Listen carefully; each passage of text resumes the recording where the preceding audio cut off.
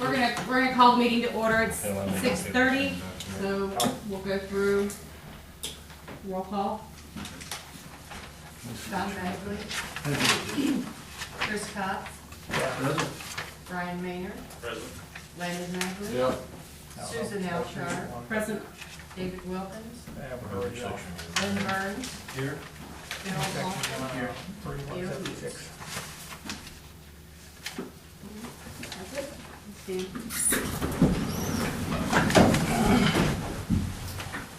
Pledge allegiance to the flag of the United States of America and to the republic for which it stands, one nation, under God, indivisible, with liberty and justice for all.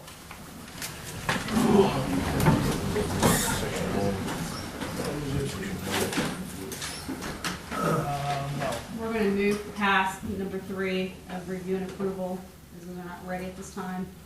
And moving on to zero lot lines and plan development districts, sorry. And we're gonna open it for the public hearing on zero lot lines.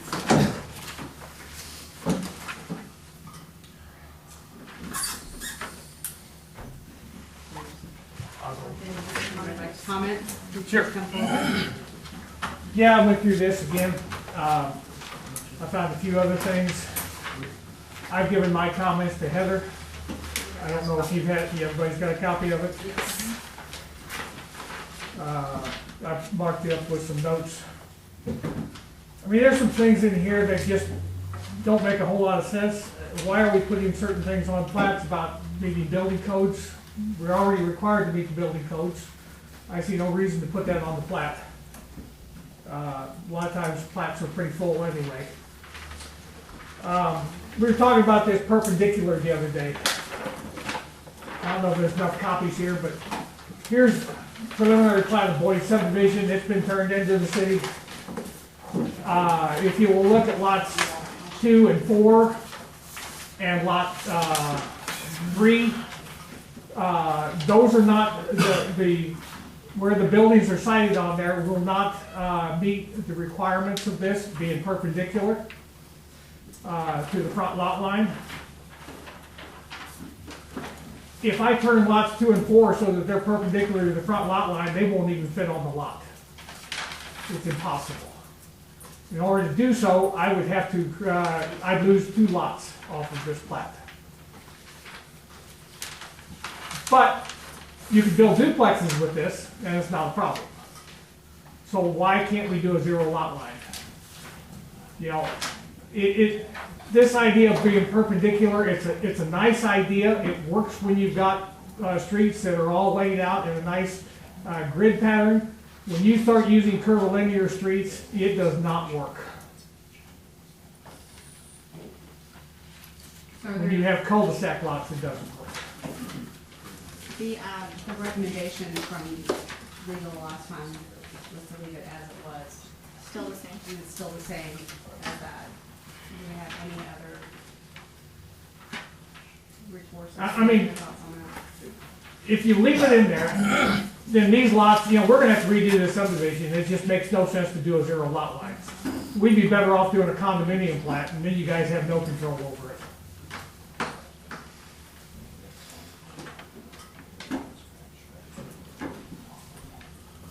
Is that a threat? No, just a statement of fact. I'm just curious, my hair gets up when I get threatened, so just we can figure out what we'll I do. mean, we can do a condominium plat. There's state laws that govern that. Gotcha. The whole idea with these planned developments is you get greater freedom to do things, but you get more, but the city gets greater oversight on it. So there are certain standards that are relaxed so that you can do things, but the city gets greater oversight. When you start putting things in there that restrict what the developer can do, and he can do it on a duplex lot, but he can't do it on a zero lot line, it starts making no sense. If you don't get greater freedom with the greater oversight, why are you bothering?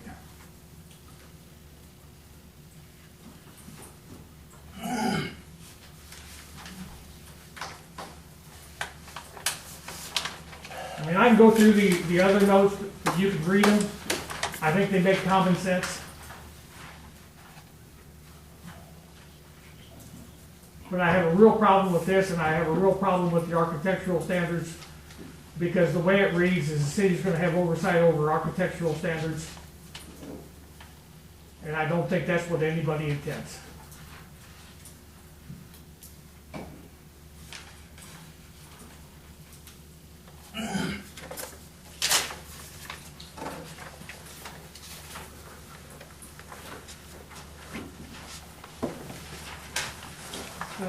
If I may. Yes.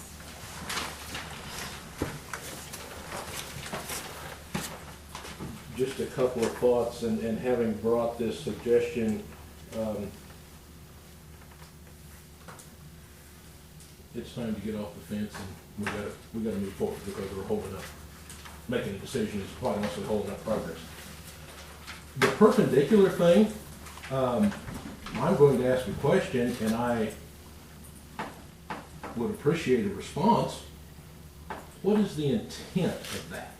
And I think maybe that's the part I'm missing, is what was the objective, and I'm not trying to be confrontational, what was the goal? No, to whoever. I mean, I guess I'm a little bit at a loss of what was, when that got thrown in there, what was the goal? And I just assume this not be a mountain to die on. I'd rather get past it and come to a resolution. What was the goal of saying, was the intent to make an equitable division of the lot? I would imagine that was the case, Well, yes. Make sure there's enough space on each side. Yeah. I wrote that particular section, it came from a different city's ordinance. After Don brought it up last time, I promised I'd be looking and doing some research. That was one that I found on the internet that I pitched it after I got the ordinance written. So I couldn't call them back up and find out how they objectively had experienced that. I've looked at, Don had a copy of this with his comments, and I see his problem. The idea is to make it apparent on equitable sized lots, but also to make it easier to find. You envision most lots being square or rectangular and evenly divided in most cases, unless there's some sort of topography. And Centralia doesn't have that kind of topography. And I'll grant. I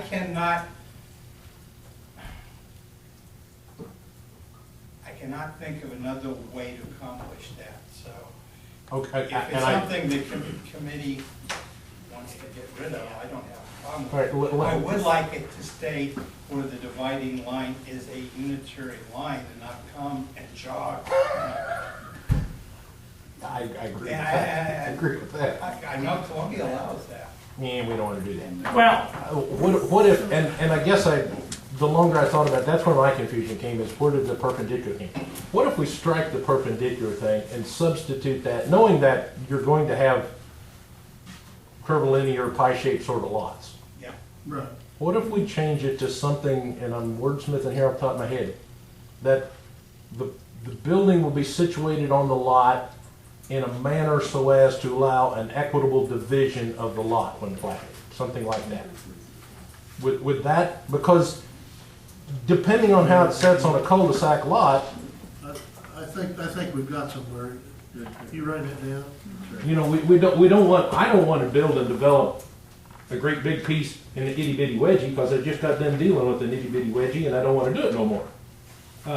So would that be agreeable to change it so that rather than specifying a geometric parameter specific, to say that it'll be situated on the lot so that the lot can be divided equitably? Would that be a reasonable compromise? Does that sound all right? I don't know why we Equitable portion of the lot I think we're helps splitting hairs. benefit the developer as well as controls that Right, is that, tangent. well, yes and no. I mean, I understand the intent of it. The problem with it is if, on that subdivision plat that I sent around, if you will look at lot number 3, there's 2 buildings shown on there, 2 building footprints. Those are the only 2 places I found that we can get that size of a building footprint. That's what we're using for this subdivision.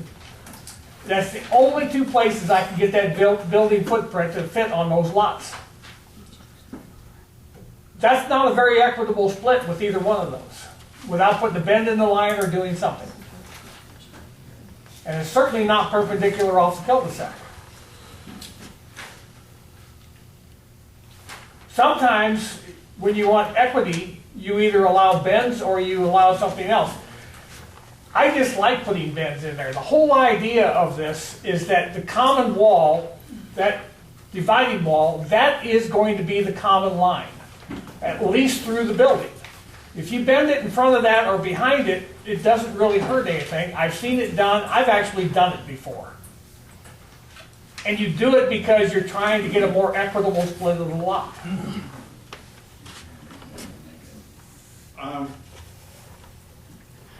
See the problem, I'm not sure how you address it square footage wise equitably.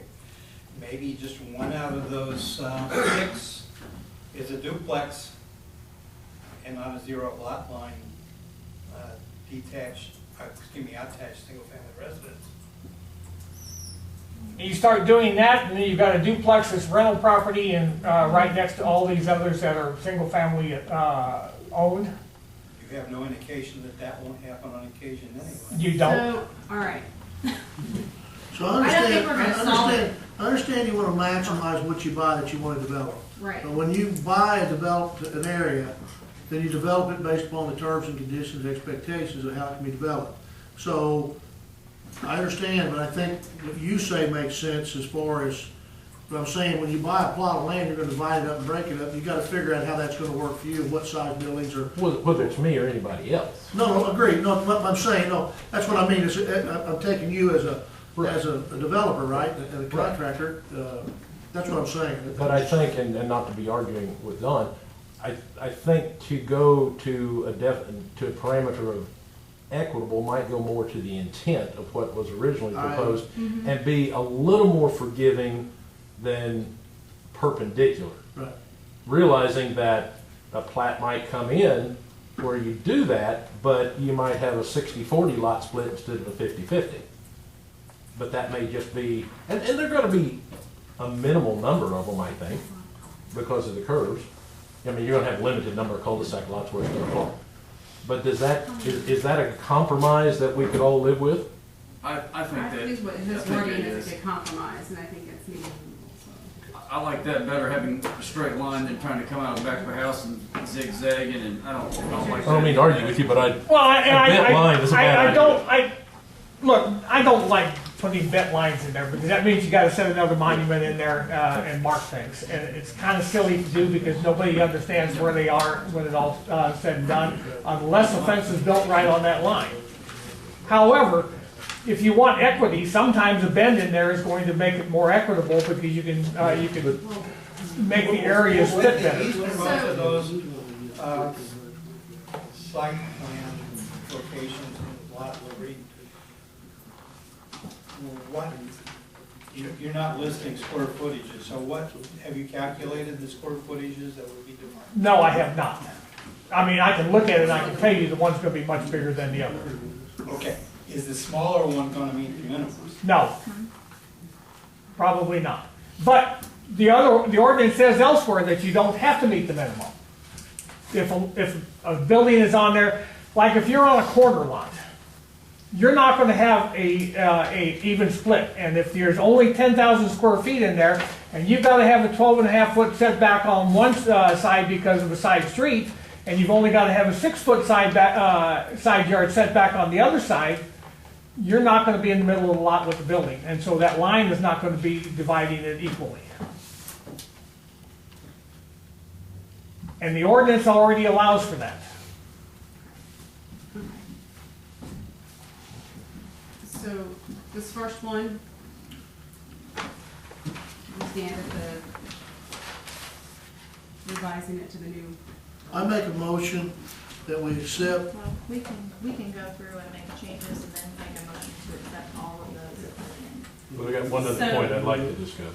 let's go. So let's, Okay. let's move to the next point, because we're I 15 think minutes that into this. it may not be the greatest solution, but I think that is a better solution than a hardcore line. And that also kind of solves the problem with some advice you got about just dealing with it when it becomes a problem, because with all due respect, that's not great advice. The other thing is, and again, not to argue with you as to what the intent is, but again, having been part of writing language that's in state statute now and in county ordinance, in section B, item F, the covenants and the restrictions, including the maintenance agreement, I am all in favor of that. Because when we're doing stuff at the county anymore, if it doesn't have a maintenance agreement on shared property, it's not gonna fly. I understand that. But to include the appearance standards in there, regardless of what the author or what you guys are thinking, to include the appearance standards in this ordinance gives this body the right to say, I don't like the design on your building, you have to change it to this or you can't do it. And while that may not be the intent, that's ultimately what it says. And I guess I would ask that come out, because the architectural standards are going to be part of the covenants. There's not a set of covenants for a subdivision written anywhere that doesn't say it's got to have this kind of roof and this kind of finish and that sort of thing. So to include that bit of verbiage in there as part of this ordinance, with all due respect, is a bad idea. And that part needs to come out, because that'll be covered in the covenants. Well, because we're gonna have to approve the proposed development, correct? Yeah, Right because it's a before. plan that will be That's the submitted, plan yeah. submitted. So at that point, you can take issue with, whatever it may be that you feel is an obstacle to what you want. I mean, at that point, you wouldn't have to have that verbiage in there, is what you're saying. Right, because as it's written now, somebody on this commission that has a real dislike for who the builder is could say, nope, I don't like those standards. So you change it and he says, nope, I don't like those standards. And it doesn't matter whether it's me, Darren, anybody else, that particular part is just not a good idea. So it was recommended to leave that in by legal. And as far as the architectural design, I'm sure it's not intended that we would have the control of the architectural design to ensure that the integrity was kept of the architectural design. So So it's a how- common, 'cause it's a again- common interest development is where it falls, right? So it's like, Again, Shared. with respect to Ms. Mayfield, but quite bluntly, the email that I got that covered that, there's a couple points in there that are just bad legal advice. I'm sorry. And let me draw you the scenario. The way this is written, the same scenario I proposed last time.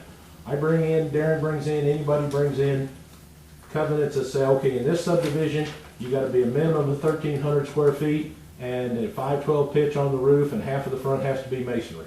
The way this is written, this body can say, nope, they gotta be 1,500 feet, full brick, and an 812 pitch on the roof, or you don't get your plat approved.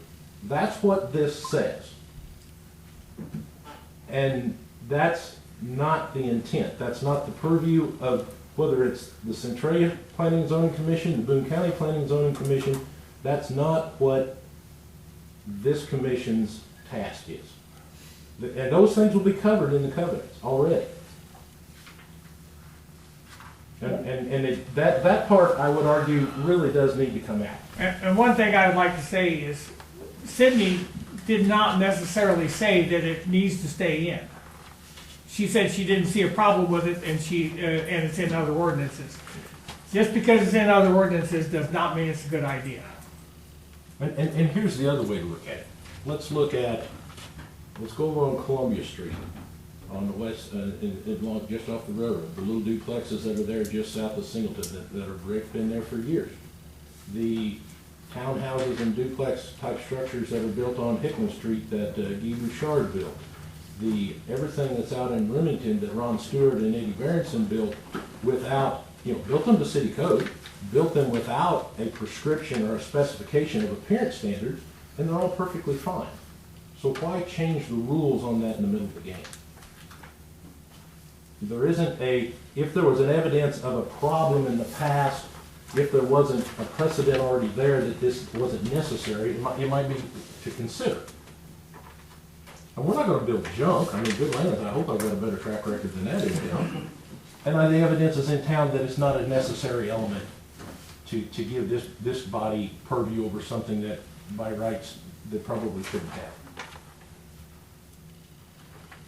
I guess I took this more as to protect the owners and not the. Again, since I wrote that section, the intent is to have public notice to buyers as much as possible. The intent is not to give P&Z or the council architectural review. Any more than we say that covenants shall be submitted for regular subdivision if they're gonna be in it. P&Z has never overseen the covenants as far as I can remember. It just says you gotta have them as part of the public record and the city needs to make sure that they are recorded simultaneously with the plat. Now, if covenants include architectural designs, that satisfies the public notice to potential buyers. That's all. It wasn't intended to give any additional powers. I That's the way I understand. read it. It may not have been intended to that, but the way it's written, that is the result. But the way it's written, potentially in a court of law, we could do that basically and Wouldn't even get to a court of law, Mr. Yeah. Mayor. It would happen here, Yeah. and it gets to the court of law when the builder says, hey, you've overreached your bounds, and I'm going to take action against the municipality. It gets covered in the covenants, which any subdivision is going to have those. It's just two little words create the opportunity for a colossal degree of overreach from government that it's really not worth the fight. I'm good with that. Believe me, I've dealt with planners who overreach. I know what the intent was, I understand that, but I know where it has the potential to go. Is this with this and the other issue with the perpendicular, these are your two biggest issues with the whole, other than some grammatical changes? There's some grammatical changes. There's one other section that I have I just wonder, it says any proposal for a plan, planning You have a section, do you know where it is? dwelling, yes, it's section 3178, 3B. Any proposal for a plan, and I think that's supposed to be planned dwelling district instead of planning dwelling district, Yeah. shall be treated as a new subdivision or a re-subdivision of land. What if you have a vacant lot that's already zoned for duplexes? Do you now have to do a new subdivision plat to make it, to do this? That seems kind of silly. Yes, it does. You've got, everything is set up and you can put a duplex on there, but now you have to bring it, you have to do a new subdivision plat. Why can't there be a way of doing a zero lot line on there without going through a new subdivision plat if the lot already conforms?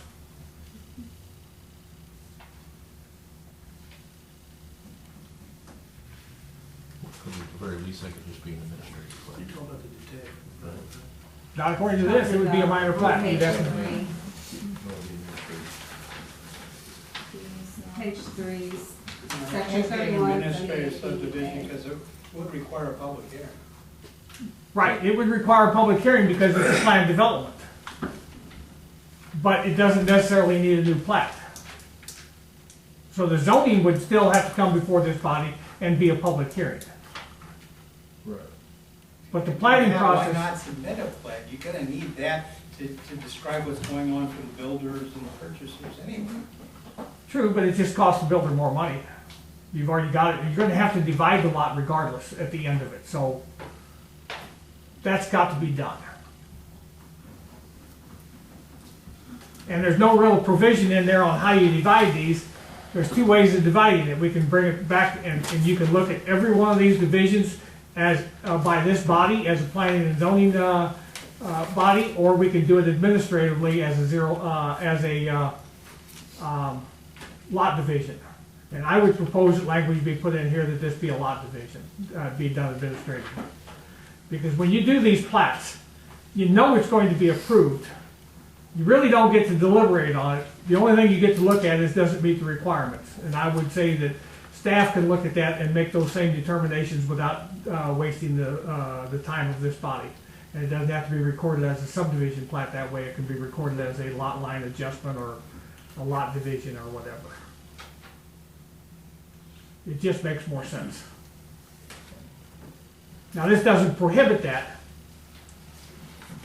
but if you put it in there that it's allowed to be done as a lot division, then it can, we know that it can be done administratively rather than come back to this body.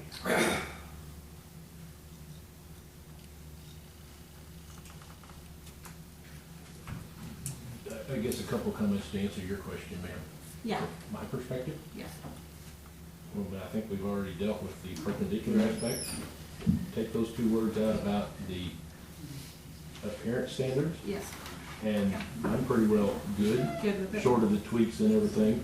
I guess the only other thing I would say is, and I realize this is a new concept for the city, but at the county level, if you're changing things at the county level these days, it has a whole lot better odds of flying under a plan than under an open rezoning request, because from the commission's perspective, from our duty to protect the citizens of the county and the people that are around an area, with that plan in place, we already know what the plan is all up front. And once that line is put in place, I mean, that really should just be an administrative sort of thing once all said and done, because the plan is going to show where the house is at on the lot and everything. It's just a matter of one last stroke to put that line in and come up with the description. So that really should be done as simply as possible, because it's not going to change anything that wasn't on the original submitted plan.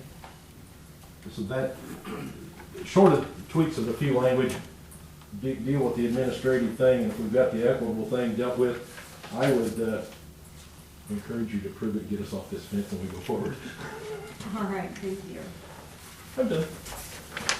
So on the final, or I don't want to say final, but on the last point, the new subdivision or re-subdivision of land. I think you should leave that in there, because when we're talking about plain districts, we're talking about entire areas, not just one lot where a duplex could be. Right. We weren't talking putting zero lot line places just in duplexes, but not on an single. entire plain district is what we were looking at. If I may, Phil, where are you Yeah. talking about? What do you, I missed. On what Don was bringing up, where he's talking about having a vacant duplex lot, being able to use it for a zero lot line, but when we're talking about a plain district, we're talking about a whole area, not just going out and oh, I got one lot here, it could be a duplex, let's make that a zero lot line right here. Right. So instead of it being single family, whatever, now we've got one there instead of, our original intent of a planned district. Well, realizing that I'm arguing for making less work for me. I'm all for more work. So if you want to leave it in there, I don't have a problem with it. Okay. But all you do is you add surveying requirements that are sometimes unnecessary. Yes. I like your last line, Donna. In here. I should be in favor of this, this creates more work for me. So if you don't, I think what we'll do is we'll quickly run through the rest of these on this. As soon as I get my pages back in order. Because I moved them all around. So on the first page, and this is on Don's comments, right? Right, The so, word in the change requires, that's a typo. Sorry? It's a typo. I wrote it, couldn't read my own handwriting. the very top, it should be 30.1-5, not 30.1-6, and then there are a couple of subsequent areas that it would be changed as well. Okay. That's the section of the city code, so. So,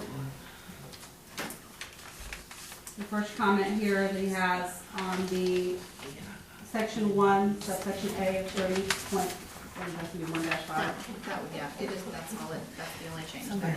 So So, that takes care of that whole comment, I the think. whole comment comes out, and then going on to 2, that comes out. These are his comments, this is what you guys want, if you guys want to take that out. There's a strike through of the, Physical or written description of the lots. And Well, I'm not sure what a physical description is, I have no idea. Never heard It's of it. basically on the plat that you submitted. Is it- A drawing that shows approximately. Well, where it's okay, but I mean, I've never heard the term physical description. He's asking for it to be reworded to all lots proposed for attached one-family dwelling shall be designated on the plat. You can choose to change it or not. However, it's designated, doesn't make it. You just want it designated on there that it's gonna be used for that, right? Correct. Okay. so do you want to You can change change that? that. Because it's conceivable, you have a plat that becomes a multi-use plat, Right. and you require different zonings for different parts of it. That hasn't happened in Centralia very often, it happens in bigger cities all the time, and we're getting to that stage. Yes. Now, I have no problem with showing which lots are which on something like that. I just think the wording on there is awkward. Well, we'll take care of that. Moving to section 4D, on the, it's just a few words of, I'm not sure about this, taking out adjacent. It's in there Isn't twice. for a reason, Lynn? Or is it just duplicated? It's a Yeah, We'll take it out there, then we should take it out on the, section 5D. Should they read the same? Because previously when we went Yeah, through this, yeah, that should be red line. Sydney had made those read exactly the same. Yeah, All that right. should be red line. And then also to change, we'll just One accept, other. no, yeah, to another, you can change, is that okay? Yep. And we'll just go through the first one and make the second one read the same. And then let's see, one family dwelling, when it is in an approved planned dwelling district, rather than also subject to. Either or, that's fine. So we'll make those changes.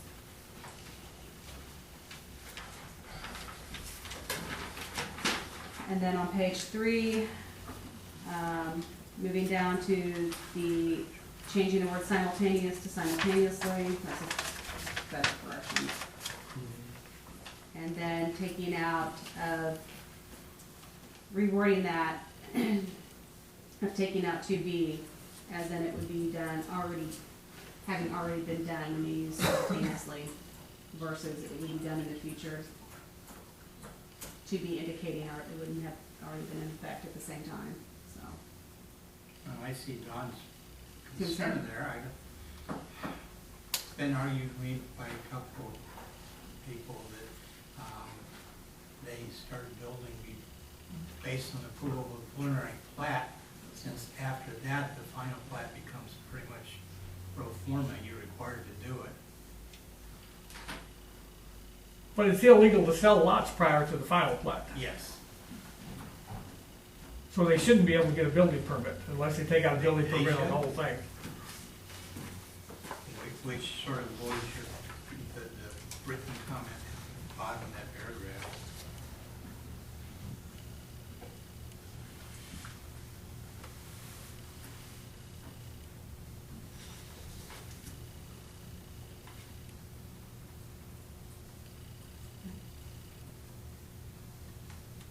So, in or out. I think we'll leave that one the way she Okay. did it. That's fine. In the section 3178,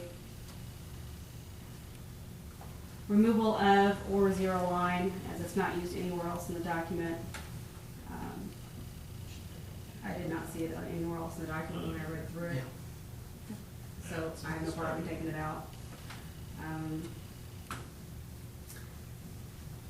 Rewording the second sentence to the common wall shall be the dividing line between two or more separate attached one-family dwellings. Instead of indicating that it's the zero lot line, that's the dividing, it's actually indicating it, and then rewording it to the common, it's actually saying it's the common wall, as it's required. Issues with rewording or? Yeah. And then,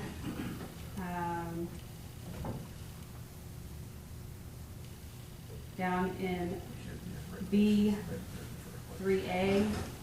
we've already addressed that. Then, under B, this plat has been approved. Needs to change it to pursuant to Article 18. Issue with changing instead of under the provision of. And then removal of, this is the question, the no building permit may be issued for any construction upon the land encompassed within this plat, except in strict conformance with the restriction. No idea. They're all contained in this situation. Oh, no, my pages were out. Let's see, leave it where it is from city. Leave it? Yeah, we're sitting Okay. Which one's that? there. Split hair. That was the, B. 3178 B. B, 3B. 3B. Page 3 bottom. And then on page 4, under the same, still in the same section, E. Preliminary, so comment here is we are allowed to show the approximate building footprint, but in section 1 above, requires a physical or written description of the lot, see previous note. It's like a contradictory.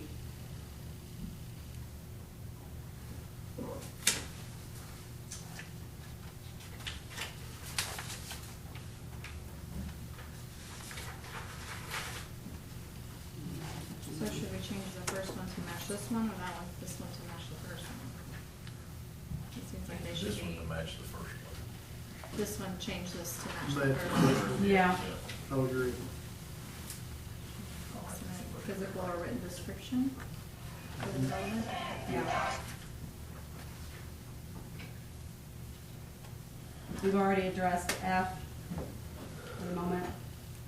Going to H. Actually, not H.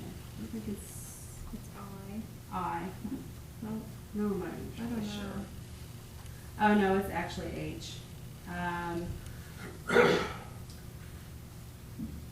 This has to do with the fire separation requirements.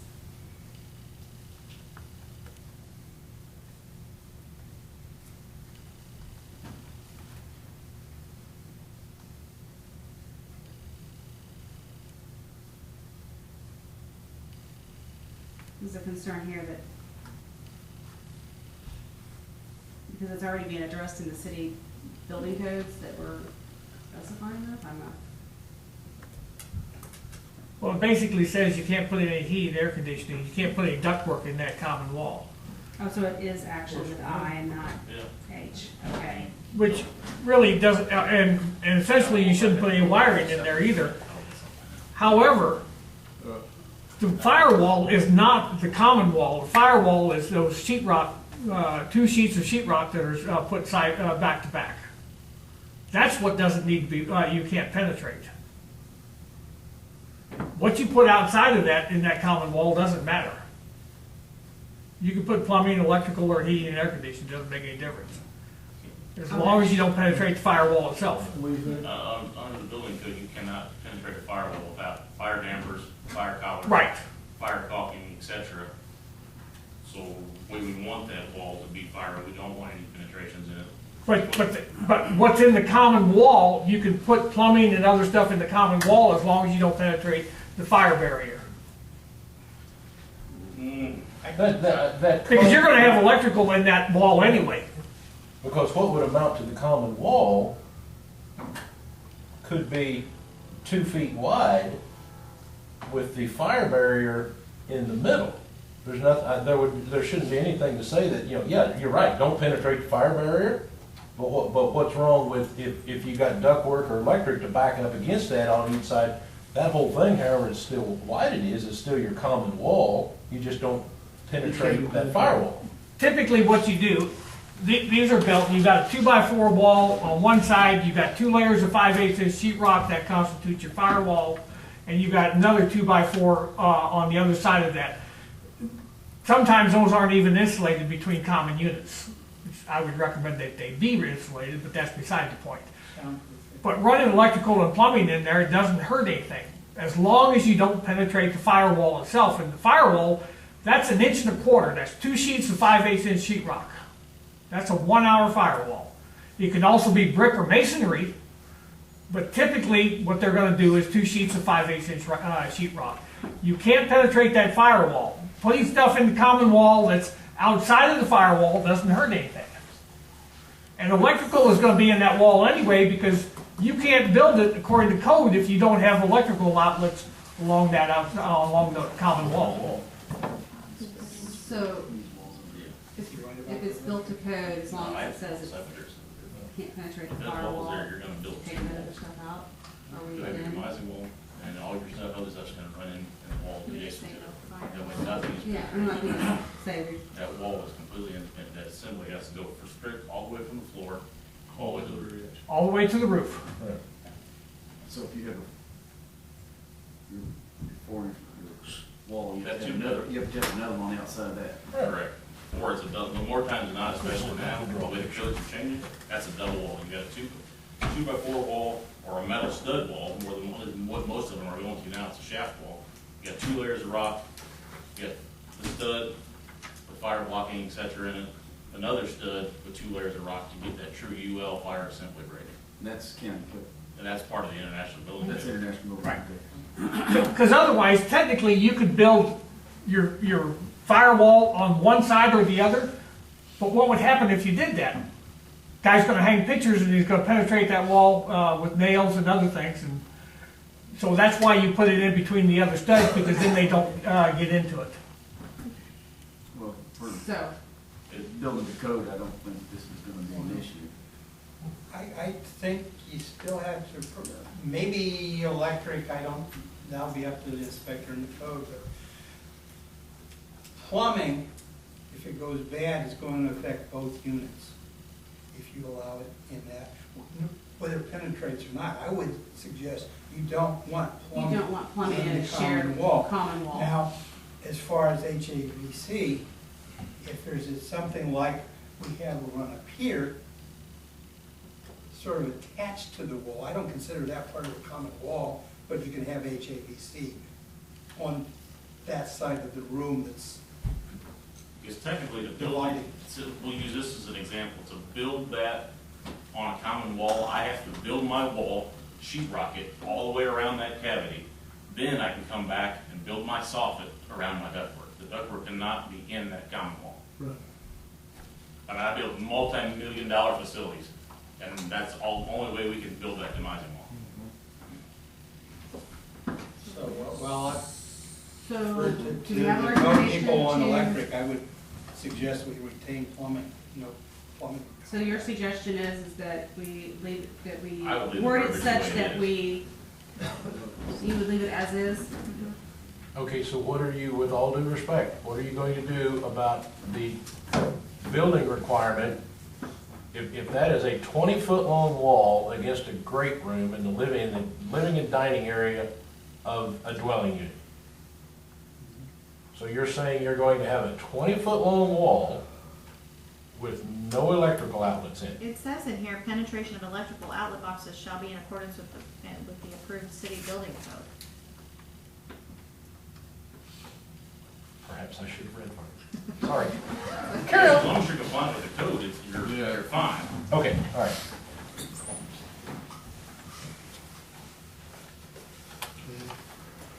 Okay, and then, so we're done with that one?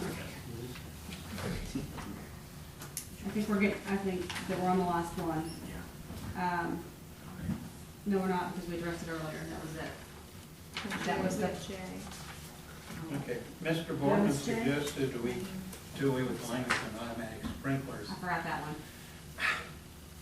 The trouble with automatic sprinklers is, well, nobody does them, but the state law keeps evolving, and the idea was to have some language that would not put anybody in violation if the state decides to change things. What I'm suggesting there is that we not penetrate even the firewall with a sprinkler system. I think they ought to be separate. And I think that's more restrictive, and I would be in favor of that. I mean, to me, you shouldn't penetrate that firewall with anything. There are ways of doing it that are allowed, but penetrating the wall at all is a weakness in that wall. The firewall goes all the way up to the All the head. way up. All the way up. So basically, So- you have to attach your sprinkler system to your water side. system. And if you're in, this is not just duplexes, this is written to accommodate townhouses Townhouses. too. And I know the state's gonna require them on townhouses. Right, they do. So, you're gonna have to have a whole bunch of independent sprinkler systems. Sure, but then they're each running through their own meter and everything else. And they are separate from everything. They're not penetrating the firewall at all. So there's no issue with removing that? Uh, I think you need to have a revision there because the NFPA 13R is getting ready, I mean, the next round of code is, this is gonna come into play. Sprinklers are gonna be a big deal So it does on. need to be in there.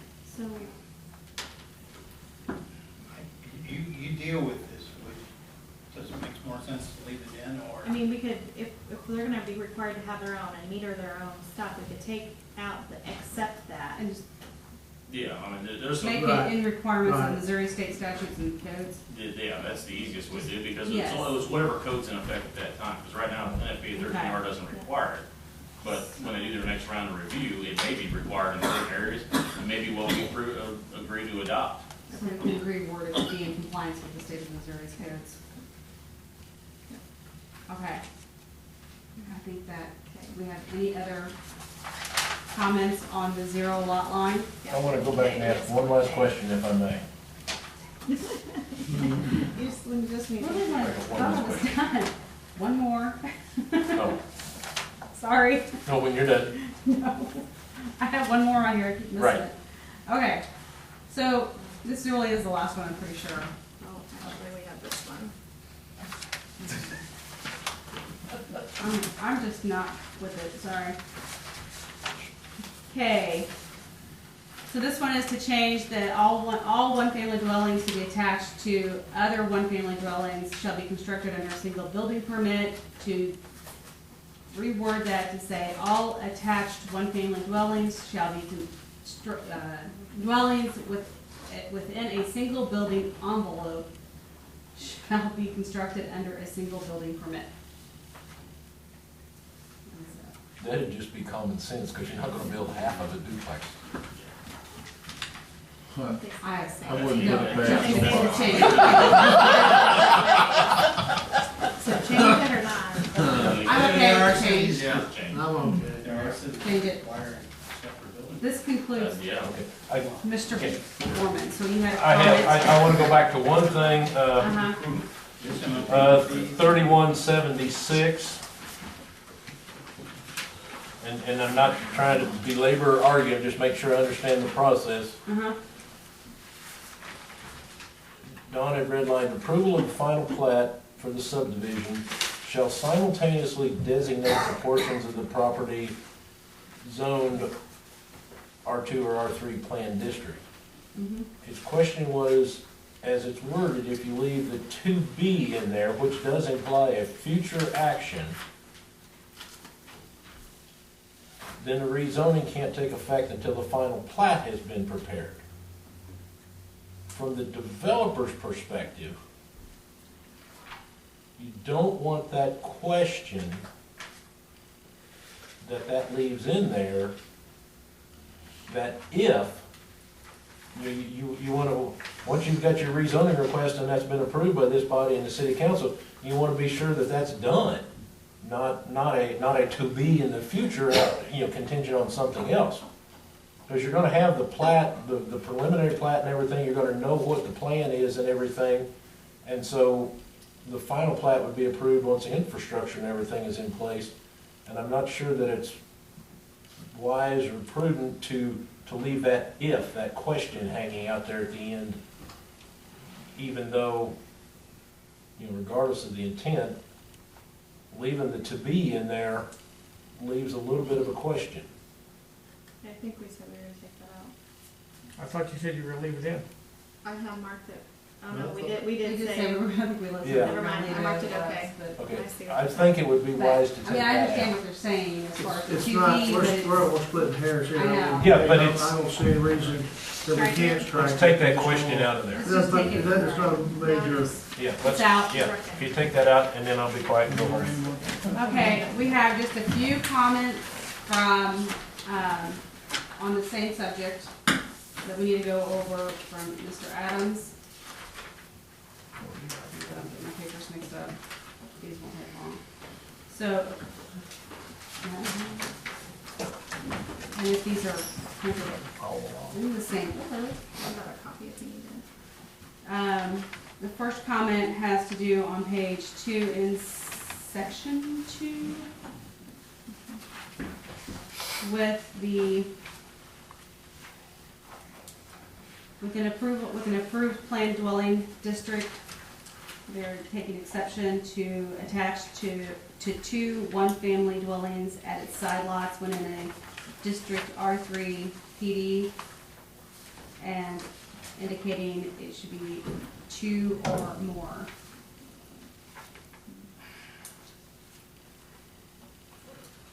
This jumps ahead to The their next- proposal. there is and proposal how that to- is set. How this ordinance would, Mm-hmm. to affect him if it was to yeah. be. And I've not located anything to address corner lots the way he proposes corner buildings. Well, it should be 2 or more, or it should be. I think that he's gonna end up losing 2 units out of 22. Because those units, if you build them that way, they're bounded on 2 sides. Yep, you're I'm not right. even sure there's a rear exit on those. So, And there certainly is no rear yard if you plan them that way. I'm not sure how it's done. It's a legitimate question, but I'm not sure that it deserves a change. The 2 or more in a different place, we changed that to Yes. 2, we changed that to other one-family dwellings, so if you guys are okay, we can change that. to- that's fine. Yeah. That is down. That's it down. That's the condominium. Change the 2, take it out. Mr. Adams may well be doing some of this as condominiums. So you'll leave this as is? Yeah. You can just change that to other. And that was some of his comments pretty well all the way through, wasn't it? Yeah, they were pretty much the same, so it was always more, if you go down to section D, it was 2 more, and then same on page 3, 2 or more. But we had other there, which they scratched other.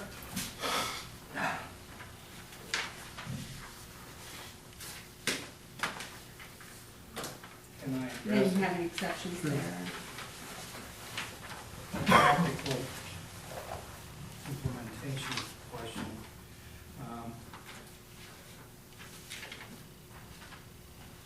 They're doing this, the first proposed subdivision being platted as 6 lots to be divided.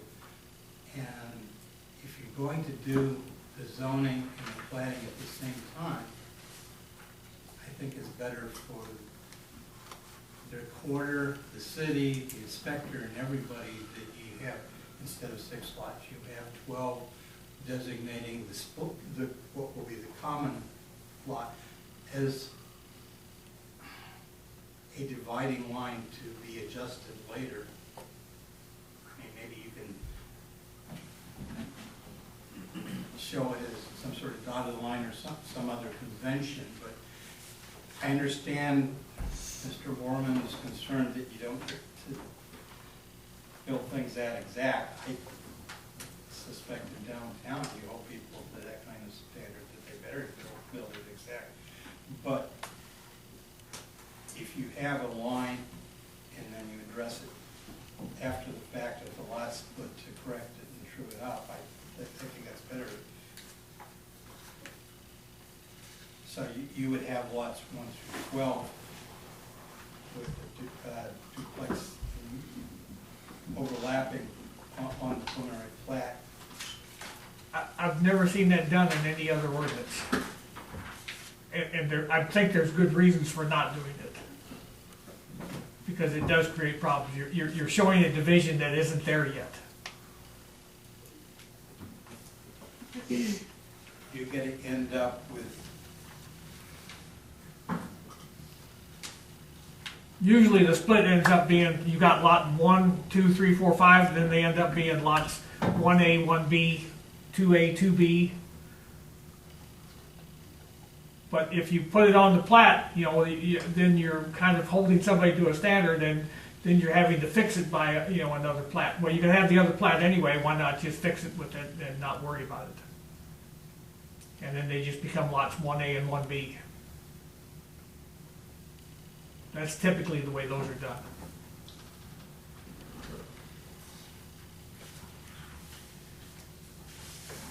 I'll stand by what I suggested.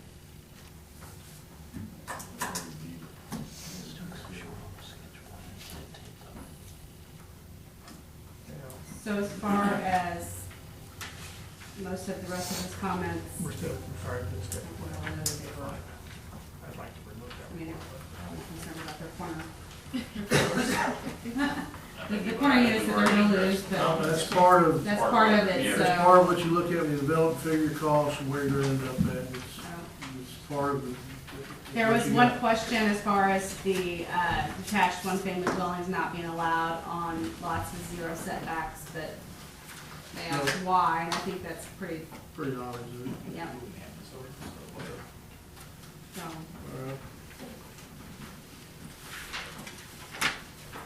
There is a mechanism for doing single family on those, you just go to get it rezoned back to R1. so that brings us through with no other comments on the 0 lot line ordinance. Completely lost my sheet paper. So, thank you. That brings us to commission recommendation on this. I would make a motion to recommend the changes as we discussed and revised. Pass it on to the board. I'll second that.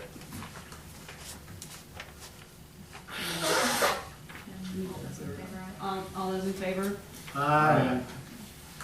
Opposed? Changes and approved. The next subject, short-term rentals.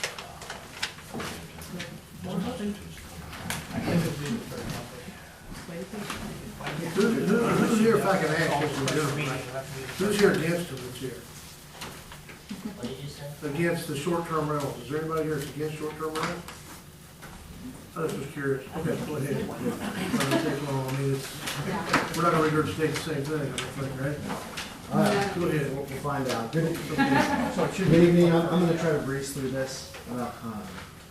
Heather, this will go to city council the 21st, right, of October? Okay. Sorry.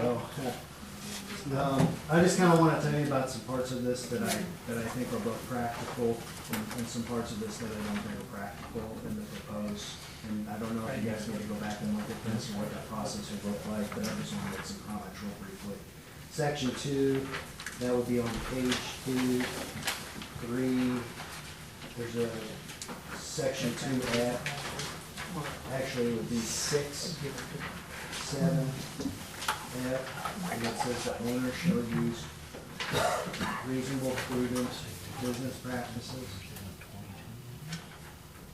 Do you see that part? Yeah, so like, from my standpoint as a practical matter, I think that covers most of the concerns that are addressed later about some of the violations, just abiding by normal business practices to the city code. So I think that part is really good, the section 2, subsection B, 6 and 7. I would also keep the part about permits. My mom can speak, Betty Goody can speak a little bit about some of the issues she has with the permit process in terms of maybe micromanaging. That it's a little broad, but I think we talked about this last time. I think a permit process is ideal because you could use the city code or some sort of mechanism to revoke or reinstate a permit, or just not actually renew one if someone has multiple disruptions during a given cycle. The issues I really have with this are 15.3B, record of transient guest and notice. I would probably tell any person who came into my office as a lawyer or as a practical matter not to open a VRBO in the city of Centralia because of this specific part, particularly 1E, and it has some requirement to provide notice to the city clerk with a list of all the names of transient guests which will be occupying the short-term rental property. I don't know that I have to go too far into explaining my problems with that, I but, actually had a problem with it myself. okay. I think it's, I'll just keep going. C, yeah, you guys can. I'd say if you bring up something that, as you get into it, if it seems like something we want to delve into deeper, we will, other than we don't really have a philosophical issue On with what you're this. saying. Yeah, okay? yeah. How about that? Does that make sense? That sounds Not good to me. cut you off, No, you're but I perfectly fine. don't, We need to get through I this, don't right? think this Yes. is real hard. We need I to don't get think through this is real hard cat to I just want you guys to let you know our concerns. Not Understood. just see No, we're on no, the same we want to page. hear them if it's something we need to So debate. C, which is procedures for violations or other misconduct, again, I think that goes back to that F part. It's good on its face. I maybe would put like a number 5 in there that you could revoke or refuse or to renew a permit on the grounds that they're not doing what's right, or they've got 2 or more disruptions during a given year or something like that, something reasonable. But the D part, I think, is also overbroad, which are penalties and enforcement. The very first one, D1, that all the owners shall provide access to the city clerk, and Ms. Russell, I'm obviously not thinking you're gonna storm into somebody's short-term rental. But, the concerns voiced earlier, which is that's not practical for the city clerk to be doing that anyway. I mean, I don't know that, and it says a designee, so does that mean that the fire chief is gonna have to go in and look at some business person's records? I think that's We do in the code have the right to look at records for any other business. for a business or for a rental? I don't know, we don't actually address rentals, so that's probably the reason it's in there. Not saying that it has to stay in there, Right. it just is in there for other reasons. My advice, for what it is, my humble opinion would be to scratch D completely and use the penalties and enforcements of saying, look, here's the deal, we have this permit. You wanna play good and play nice, you can keep the permit, you pay us our money every year, and you'd be good. So, I think that's fair. yeah, okay, that's all I have to say, and then I think, Betty, yeah. And you said you suggested scratch D completely, like all sections would be. I mean, if there's some reason why you have one in there, but so like this is talking about prosecuting an owner, I think that taking away their permit is the answer. But again, I don't know if there's some other ancillary reason why this is in there that I'm not aware of. There could be. I mean, I just don't know. Just reading it from this standpoint, it would be, Well, if an owner's doing something illegal with the property, then they're gonna be subject to law anyway. regardless. So it's gonna be a common sense issue at that point that would happen. So I mean, the business owner could be taken to court and could get arrested if they're doing the wrong things, right? Yeah. So, obviously, I think that a lot of this is the concern of we don't want near dwellers coming in here causing problems in the city, oh, causing but that, problems. understand, that's not what you get usually with this at all. Yeah, so, just common sense stuff, Mr. Mayor, staff and board. She's the lady, I'm the mayor, but she's the lady. I get excited, I appreciate it. get ready to go for this stuff. I would just say, yeah, that part that the concern is open in the books. Yeah, I did, they're gonna get rid of that. No, they're gonna get rid of it. Sorry, guys. Oh, no problem. It's kind of nice to have an attorney in your family. First of all, I would like to take the opportunity to thank you all. This has been quite the experience the last 2 times I've been here, and I can tell you there's one thing I've learned. I never want to be in any one of those chairs. That's one thing I know for sure. The only thing I probably... I feel that to be a lot of fun, to be quite honest. No. It's the best show in town. Because, on the flip side, I am one of these people here that have an issue. So, first of all, I'm just a simple country girl with a dream. And that dream, I hope, is achievable. But as Mike mentioned, there's a lot of things in here that I have concerns about because it's very broad and very micromanaging, and I'm not for sure whether that was the intent or if we're just trying to get something together, and I get that, I understand we're entering a new realm here in the city, and we have to start somewhere. And it does fall under 15.3 short-term rentals.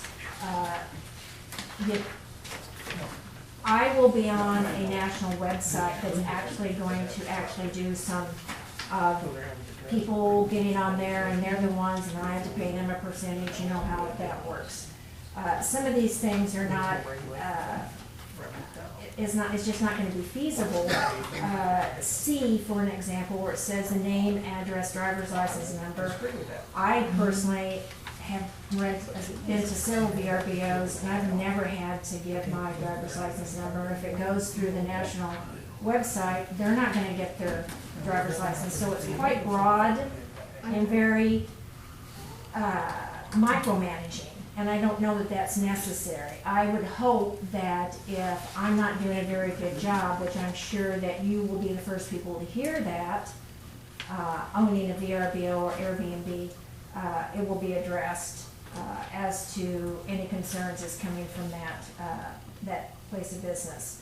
I think that refers to your driver's license number if you're the Yeah. local contact. So if something's So we wrong. can take out the driver's license number. But It just be in your case name, something's address. wrong, It's really please gotta get a hold of you.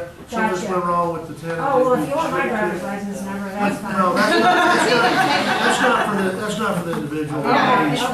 That's for the And then, owner. yeah, that's the owner or the, Or or like if you the- had a If you had manager. a manager. Yeah. Your number's 32. And then on the next page, under B, 1, the short-term rental property, the owner shall. And I kind of feel like there it is, the vehicle license plates number. I'm sorry, I jumped ahead of myself. Okay.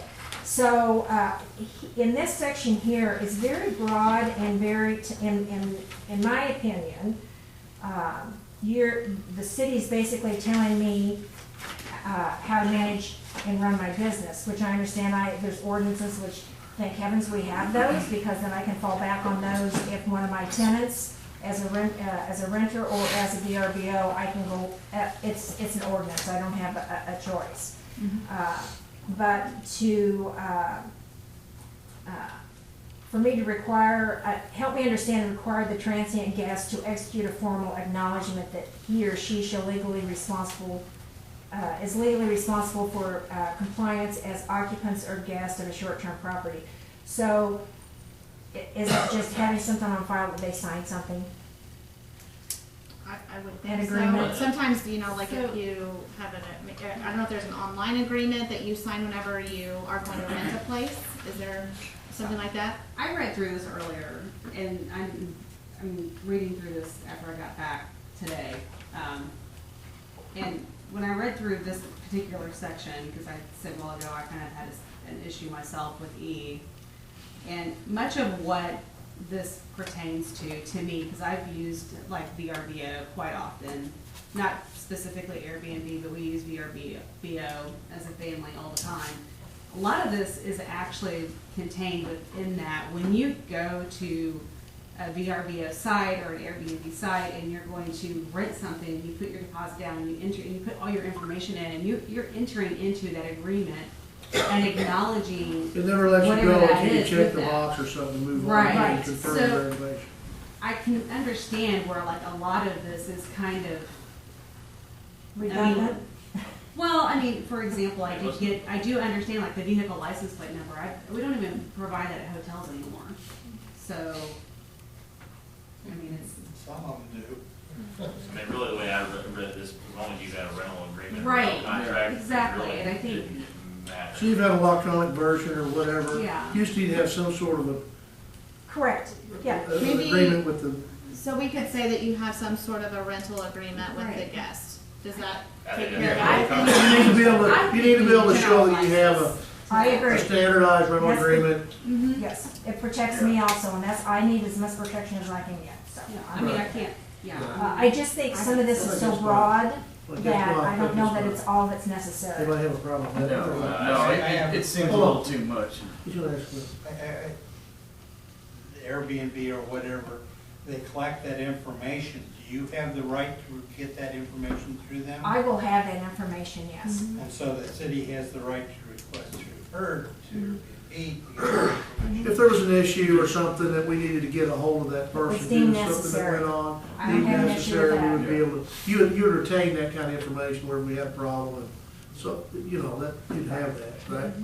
And then Correct. are there records retention schedules for that information, like through the state? Do you know? We don't, I don't know. Of how long you gotta keep it, you mean, or what? Yeah, I don't know. because It Dean says talks 3 about years. how long you have to have it for Right. 3 years, so if that's covered under, That makes sense, right? That's a, Right. that's a practical thing. Yeah. It's- Yeah. because you Chain don't- records. Yeah, I'm not, I'm, reasonable. yeah, So- that's not an issue. Yeah, we That's can- reasonable. You're good with that, okay. That's fine. It's just the more broad and more involved that I don't know that's necessary. I think all that information is available to us if we need it. I think that's plenty. We had results. Yeah. Yeah, I think so. Concern. Well, this information ain't hard to get, because I've been asking for, somebody sent out a thing on my behalf, asking for gift cards, because I want to get surprise gifts with all the staff, it so. was spam. It was a spam. Chris, when am I getting my gift card? So, okay, so we can make that more general, and we can leave it at retention of 3 years then. Okay, so what about B? That's the formal That's the formal acknowledgement. acknowledgement, so that would be the agreement So- contained within. We'll just strike A, leave B. Yeah, in formal acknowledgement or agreement, That's the other thing. Rental To me, agreement. that's I part would of the put it rental like agreement. That's part of the rental agreement, isn't Maybe it? we Yeah. can narrow this I down just to say- 2, maybe 3 paragraphs. Yeah. Rental Okay. agreement, and a copy of that rental agreement be submitted to the city administrator, so that at least have your generic, this is the verbiage. What your we're form gonna is. What the verbiage is, Your not standard what- form. Not what it is. not Not every one, one. just the Just your standard. standard Nothing. form, one time to have on We do file. not Gotcha. need that extra paperwork. Yeah. No, unless that's what your question, no. Right, and that's what the problem with some of this is we're just gonna. Yeah. Yeah, we don't want that. No, that's not what we don't want to No, we do. might say extra papers. What about C, with the guests under 18, is that? I don't have an issue with 18. Yeah. with I don't C. even have think an the issue. sites let you do that anyway, do they? They, I you don't have to be think- over 18 to Yeah. rent. So, Okay.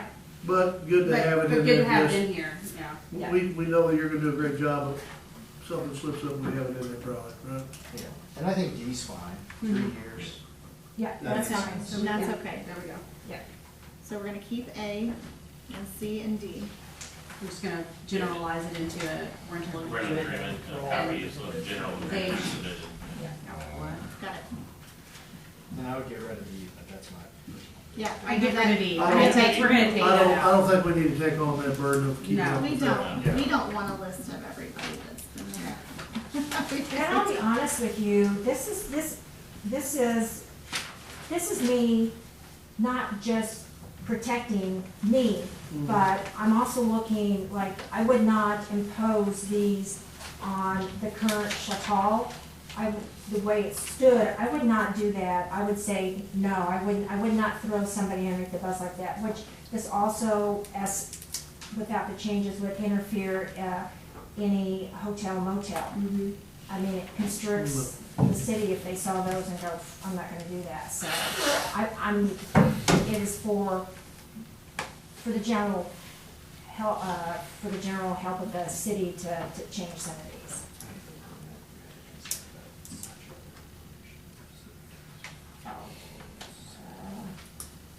Oh,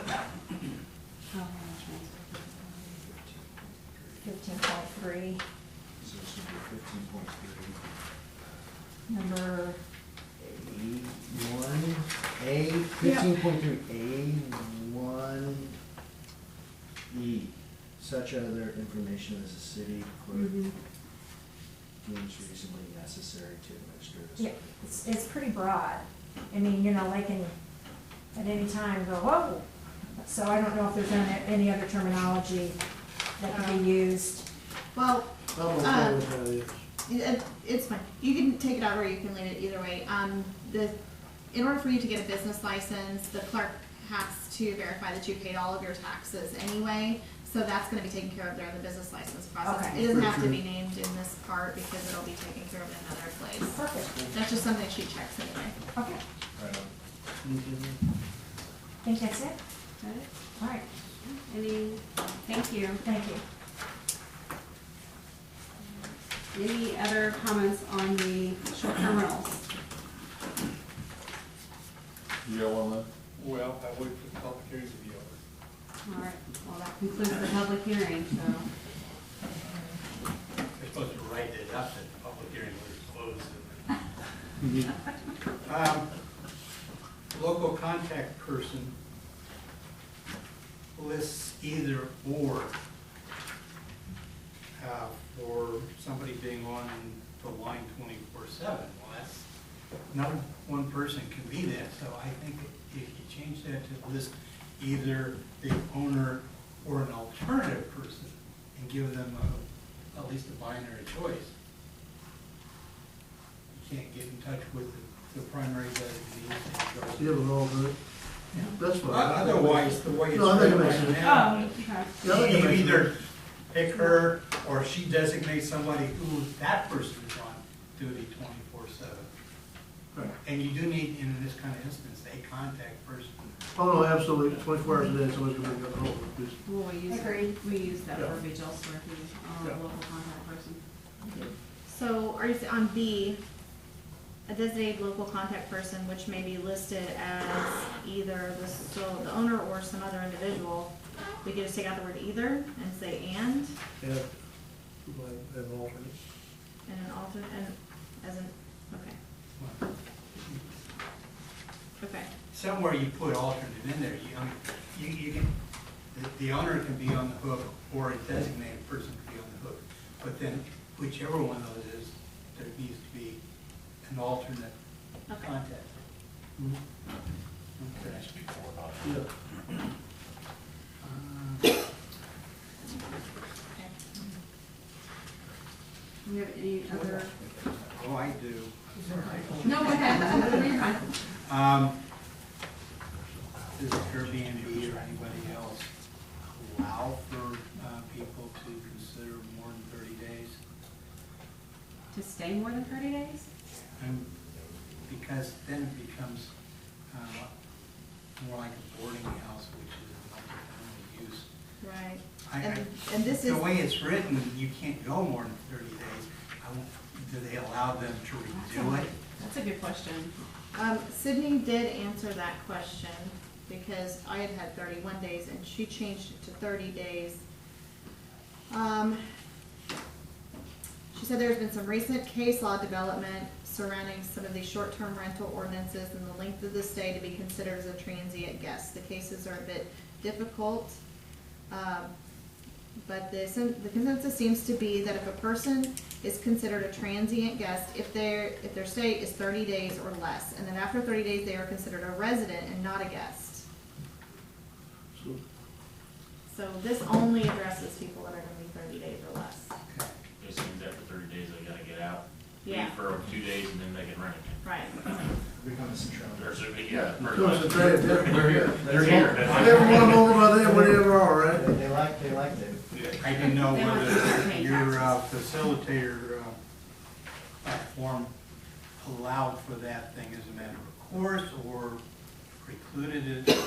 So in terms of like the Airbnb or VRBO, I don't know. I mean, I assume that they would allow for a long term, but golly, I don't know But that you're But they, I think Beach you, there. but I mean, I think, that's not really the purpose. But because you don't want a long term. no, I mean, you can So limit you can set it up in yourself. your contract that So- you got Right, 4 days, you're out of here in 4 days. That's right. So I- We decide, because they have to. Okay, you can specify Yeah. that. Oh, yeah, absolutely. And because of this Yeah. requirement, you can Yeah. insist on that in your. Yeah. Exactly. yes, Yes, they have to call, the people have to actually call you and say, hey, can we do this for an Right. extended period of time? And it would be cost prohibitive. besides, Yeah. it wouldn't, Right. it would be very Makes sense. expensive. Next one, Sydney, I guess, she struck the chance guest house provision, and I'm sure that may, if she does that, it provides something singular What's that? in item 6, section 2, Oh, which for further me, may provide. yeah, there's a strike through into the S, on the um, S. And it is noted that, in effect, by having up to 4, but not more than 4, even if you got a really big house, you go beyond that, you're basically doing a boarding house, and that, again, requires R3 zoning. And if you're doing that as a boarding house, you don't need to worry about the short-term rental ordinance at all. Okay, I talked to Heather about the beginning of section 3, you need to change the reference there. Section 16 of the Centralia City Code.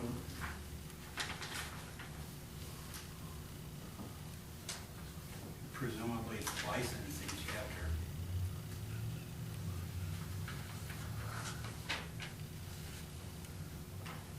Technical correction.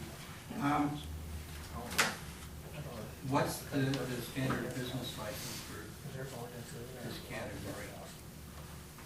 The fee per year, I think it will be $37.50. $37.50. And Aaron, are we doing it on anniversary dates or on calendar dates? It's calendar year. Okay, so it might be helpful to suggest that at the beginning of the calendar year and subsequent calendar years, that the license fee applies, not the $50 permit fee. Or do you intend to require the permit application fee and the license fee for the first year at the same time? It's not worded that way. It's an administrative question. Let's say you really asked for both the first year, right? Both the first year and then, The 37.50. then just the license fee the second, Move the other forward. years, yeah. Okay. Down to bottom of the page, the owner shall post the short-term property permit. I am not clear what they're being, are you gonna issue the business license, you laminate it and put it on the front door? Or do you do like we do the Fair Labor Standard Act posters and just have them It just has to be posted somewhere in the house. in the house? Or, yeah. Not on the front door, No. for the neighbors to see? No. Just, I mean, that's what other businesses do, they just post it where it's visible. It's just I mean, like it a can- Okay, so you're calling it a permit here, and maybe, and if you called it a license, Okay. Yeah. then they can display it like any other, whatever the code says about licenses. You got a license, and you Okay. yeah, that's good. Oh, well, this says, Sure.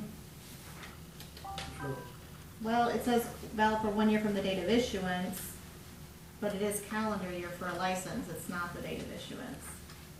Well, it's easier to maintain for us from a clerical position too, isn't it, to have it where we're not keeping up with what's coming due or not. No, it's much easier to do by calendar, That's what I'm saying. calendar year. At this stage of the game, we get much bigger, and the clerk will get overwhelmed. At the same time, she's trying to do other stuff. She's got plenty of that. She's not here to speak for herself. That's why I said that. She done kicked me away. I'm glad she's not. Donna's taking notes, look at it. Don't tell her. You just could change one color. Yeah. If it gets to be too much, we can change it, but also, we, you know, we could, I think my other questions are then. Well, okay. Just because it seems like it contradicts itself. Back up in D where we're talking about the one-time initial application fee is $50. And then we go down to 5 where we're talking about, we're changing that to license, so business license. And then that says that there is a $50 application renewal fee. I'm not talking big money here, but it is a question that needs to be addressed. So that would have to be the license fee, like the license renewal fee. It can't be like That's another right. application fee. Whether you're requiring additional, potentially additional information to renew the permit. Okay.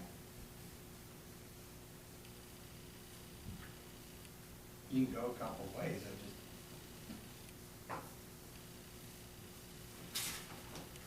pick one. Okay. you're the city administrator, you can choose. No, the city clerk, you read down here, You the city clerk. yourself is watching them over Clerk there, is the one Louise. that takes care of this. I just can't make her life made more difficult. That would be true. Appreciate that. Was that all of the, you had? Yes, ma'am. Are there any other, any others on a short-term rental? All right, so we have a recommendation from the board on the short-term rental to make the changes and I make a motion to accept the changes that have been talked about and discussed and presented to the, board of Aldermen for approval. all those in favor? Aye. Opposed? All right, move forward. Brings us to the next thing on the agenda. Thank you. Thank you. I want to stay around for chicken. Chicken.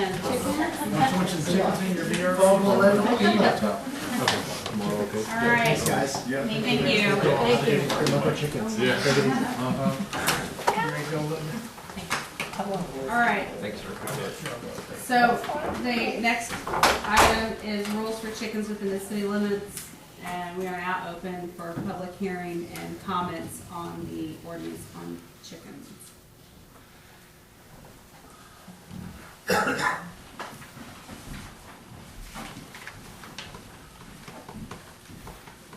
Good evening. I have quite a few chickens and ducks, as some people may know. How it is written now is it's like 25. There was a limit, like 25 for like 30,000 square feet. Like, how many properties in Centralia had 30,000 square feet? I mean, that, and then now how you guys have it written is 30,000 square feet, or it has to be located 400 feet away from a residence. We're still going into, you know, how many people have 30,000 square feet or 400 feet away from a resident. And so, really is, okay, now you put a number at it, you put a maximum. I talked to Sandy 16 months ago, 14 months ago, whatever it was, and that was the issue is, you know, you put not up to, it was a set amount, not maximum, not more than, it was 25, and now you guys put maximum 6 chickens. So, but now the issue comes into play, 6 chickens, and then you have to meet the requirements of 30,000 square feet lot and 400 feet, no closer than 400 feet from a residence. So as far as that goes, that would eliminate like 99% of the residents of Centralia. So we're pretty much outlawing chickens in town. So, I mean, I don't know what the big issue about chickens is when we have a building in the city's name getting ready to fall down. And I mean, which one's the bigger life hazards, chickens or a building? We So I'm not actually gonna are get. under contract to have that demolished within the next 60 days. Okay, alright, sweet. So, anyways, so that's one of my issues with the how it's written now. 6 chickens, how did you guys come up about that? Like, I think we looked at. It was better than none. so, The commission reviewed ordinances from 5 or 6 other cities. Yes. And really just picked out what they thought would work for Centralia. And 6 was a number that kind of popped out on some of the other ones, and that's the number we went with. But that's what the public hearing is for, is to. Right. so the cities you guys pick, what cities were they? Do you know off the top of your head? Because I know Columbia is like 6 chickens, but I think Centralia is a little bit different than There's a lot of things, Columbia. there's a lot of things that Columbia does that we can do.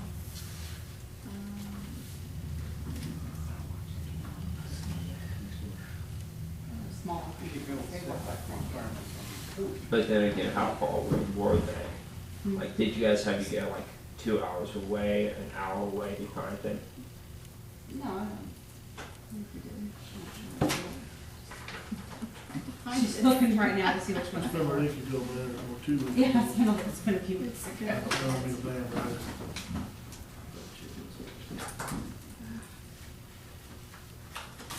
I believe that the one that we actually patterned ours off of, a lot of it off of was Higginsville. And they're a like size city, so even though, you know, we look at cities that are near us, but they're not always like size and like population, so a lot of times we do tend to look at cities that are just similar populations, and they're very similar. Well, therefore, Columbia, they're 20 miles, 30 miles, depending on where you drive in Columbia. They're over 100,000 people. So you would think they would have a lot more strict on their ordinance. Because if I remember right, it's been a year and a half since I read the Columbia ordinance, but they have an ordinance of 6, but it doesn't have a distinction on the lot size. So they're allowing people to have chickens in their yards to raise their own eggs, basically. So y'all are saying we're a farming community, but our ordinance is gonna be more strict than a city of 100,000 people. So we looked at the city of Brookfield, Higginsville, Moberly, Mountain View, and Salem. Now, sometimes we do have to go a little bit outside of our circle because not everybody allows chickens, not everybody addresses chickens in their ordinances, so, we just have to find places that do sometimes. Alright, so as far as everything else goes, ordinance says chickens, it doesn't say anything about ducks or geese or anything like that. So it says fowl. It says that a fowl, 6 fowl would be permitted for each lot with a minimum of 30,000 square feet. Then animals and fowl, and then we added chickens. So we would say we would specifically talk about chickens. Okay. But why do you have the restriction on the lot size? That was what was originally in the ordinance, and that's what the commission had decided to stay But with. the original ordinance wouldn't have held up in court of law because it specifically said 25. It said 25, in parentheses, it said 25. So that ordinance was no good. That ordinance would have been void unless you had exactly 25 chickens. Right, well, as any Well, it ordinance, we're says- looking to change it. It says they shall be permitted. And my point is, what you're trying to do with your ordinance is, how many lots in Centralia are 30,000 square feet? So you're basically saying, we're gonna write this ordinance that you can have 6 chickens, but we know that there's probably 3 people in the whole city's limits that can have chickens. And one of them's probably a bed and breakfast on Jefferson Street. You know, that's the size of lot you pretty well have to have. So my point is, you might as well just write an ordinance and say no chickens at all, if you have that 30,000 square feet in there.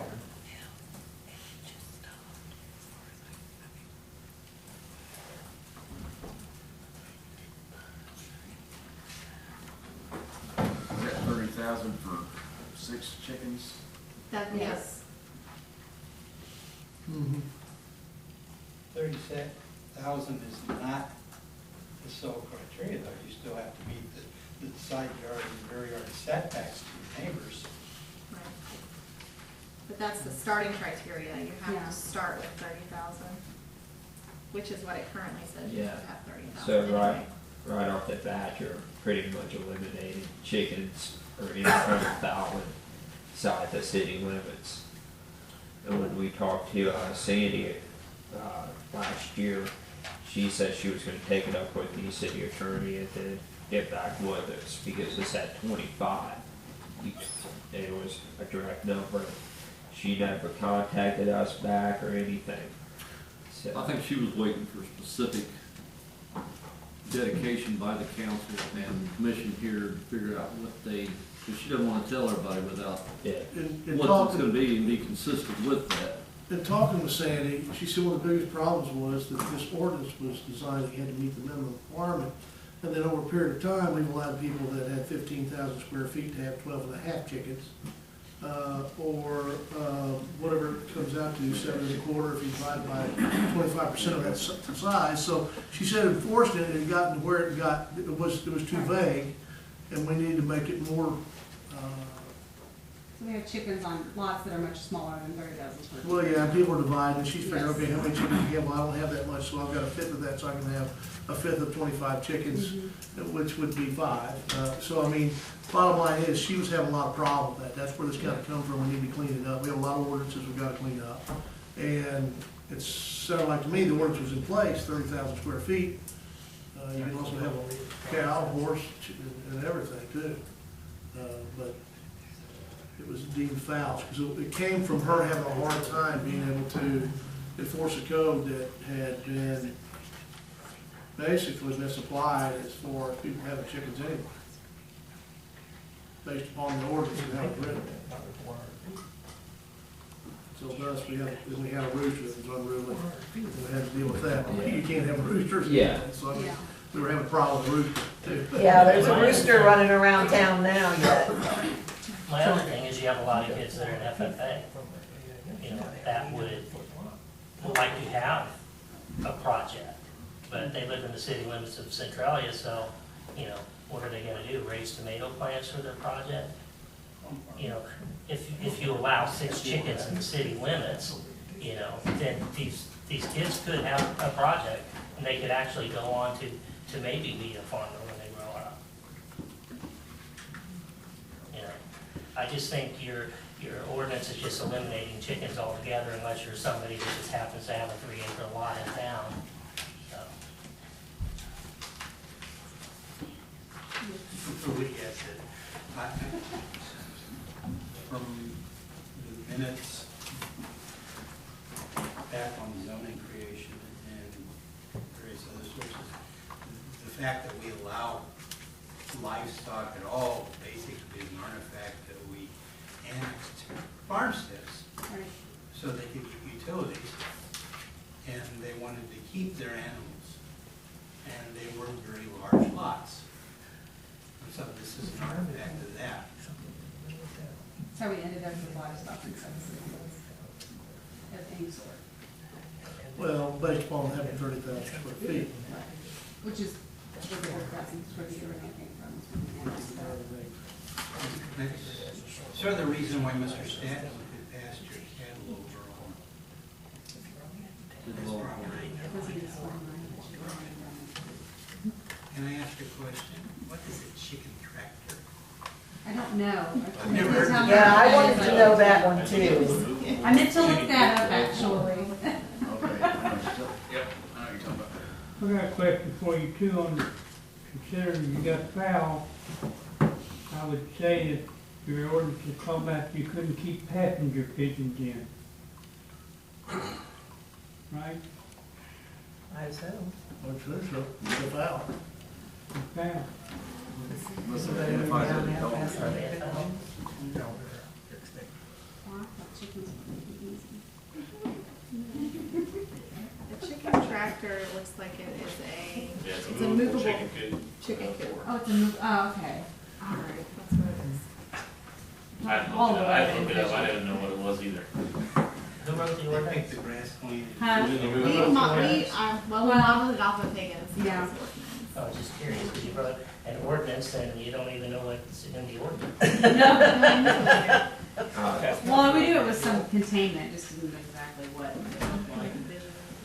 So next question is, the people who have chickens, once this ordinance is passed, are they godfathered in? Or is it like, well, sorry, Charlie? Well, if,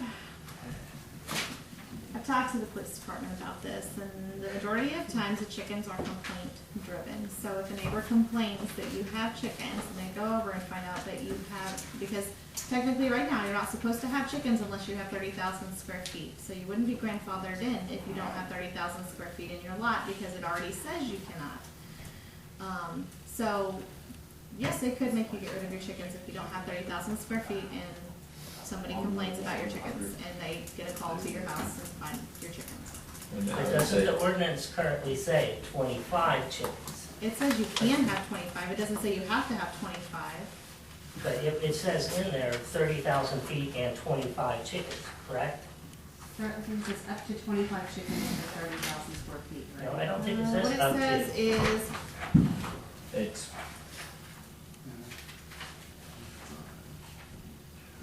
on such lots, there shall be kept no more than 25 fowl per, shall be permitted for each 30,000 square feet of lot area. So no more than So- 25. is So if you that, have 30,000 24, you could be grandfathered in.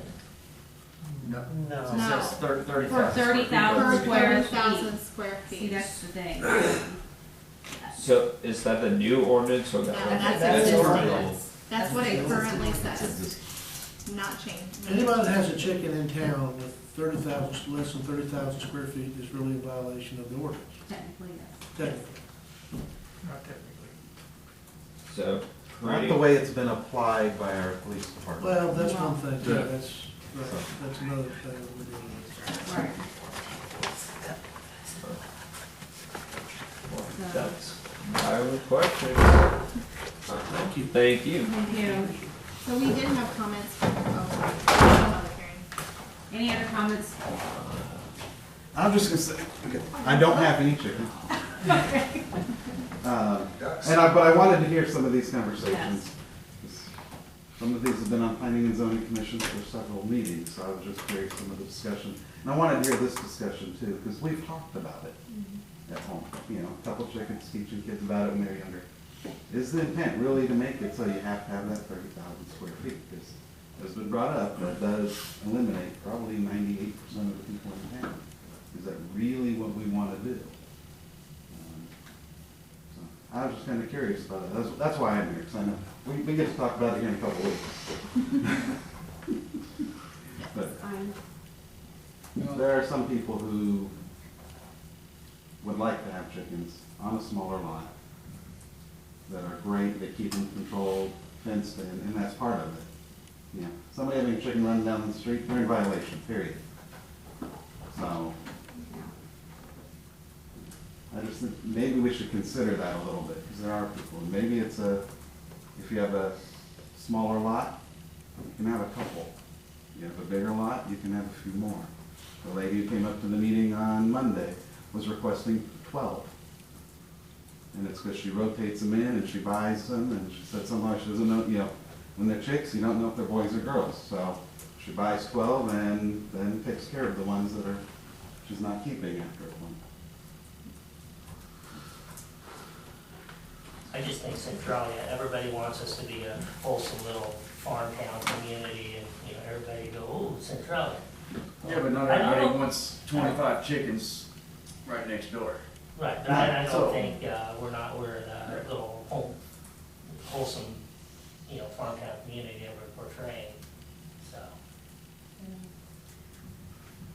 Yeah, I don't think you'll find any community chickens in everybody's backyard. Well, and I'm not saying that people need 25 chickens, I'm not saying that at all. I'm just saying that you're 6 with 30,000 square feet, you're intentionally writing everybody out of having chickens.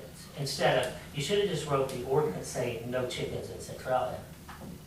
That was close to the way it originally was, if we enforced it. Yeah, that's basically what it was. And, You didn't have 30,000 as a square matter feet, of you can't have it. practicality, we're sort of bifurcating between more expensive areas of living and poorer areas of living, but almost all the new subdivisions have covenants that won't allow chickens.